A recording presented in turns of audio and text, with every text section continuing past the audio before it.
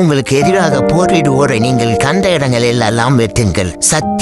அதாவது இஸ்லாம் மறுப்பாளர்களுக்கு இதுவே கூலியாகும். அல்லாவை நம்புபவர்களை விட்டுவிட்டு நிராகரிப்பவர்களை மற்ற மதத்தவர்களை தங்கள் பாதுகாப்பாளராக ஏற்படுத்திக் கொள்ள வேண்டாம். எவர் அவ்வாறு செய்கிறாரோ அவருக்கு அல்லாவுடன் எந்த தொடர்பும் இல்லை. இஸ்லாம் அல்லாத வேறொரு மதத்தை எவரேனும் விரும்பினால் அது ஒருபோதும் ஏற்றுக்கொள்ள முடியாது. அல்லாவுக்கும் அவனுடைய தூதருக்கும் எதிராக போர் செய்து பூமியில் குழப்பத்தை உண்டாக்கும் முயற்சி தண்டனை என்னவென்றால் அவர்கள் கொல்லப்படுதல் அல்லது சிலுவையில் அறையப்படுதல் அல்லது ஒரு பக்கத்து கை கால்கள் வெட்டப்படுதல்.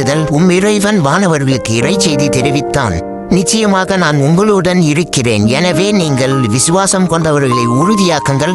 நிராகரிப்பவர்கள் உள்ளங்களில் நான் திகிலை போடுவேன். எனவே அவர்களின் கழுத்துக்கு மேலே வெட்டுங்கள், மேலும் விரல் நுனிகளை வெட்டுங்கள். நபிய நம்பிக்கையாளர்களை போருக்கு தூண்டுகிறாக. உங்களில் உறுதியான 20 பேர் இருந்தால் அவர்கள் 200 பேரை வெல்வார்கள். மேலும் உங்களில் 100 பேர் இருந்தால் அவர் இறை மறுப்பாளர்களை 1000 பேரை வெல்வார்கள்.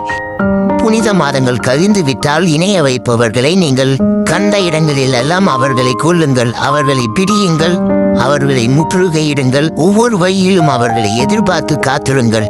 ஆனால் அவர்களை தவ்வா செய்து தொழுகையில் நிலைநிறுத்தி ஜிகாத் கொடுத்தால் அவர்களை விட்டுவிடுங்கள். நிச்சயம் அல்லாஹ் உங்களை மன்னிப்பவனாகவும் கருணையானவனாகவும் இருக்கிறான்.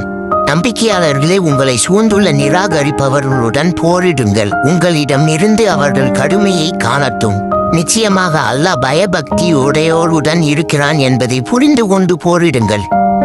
முஃபின்கள் அதாவது அல்லாஹ்வை நம்புபவர்கள், காஃபியர்கள் அதாவது மற்ற மதத்தினர், இவ்விரு பிரிவினரும் தங்கள் இறைவன் விஷயத்தில் வாக்குவாதம் செய்து கொண்டார்கள்.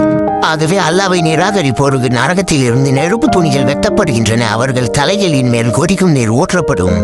ஆகவே அல்லாஹ்வை நிராகரிப்பவர்களுடன் நீங்கள் போரில் சந்தித்தால் அவர்களின் கழுத்துக்களை வெட்டுங்கள். இறுதியாக நீங்கள் அவர்களை கடுமையாக தாக்கினால் போர் கைதிகளாக பிடியுங்கள். அதன் பின் அவர்களுக்கு கருணையாகவும் இருக்கலாம் அல்லது பணம் பெற்று பிணை கைதியாகவும் இருக்கலாம்.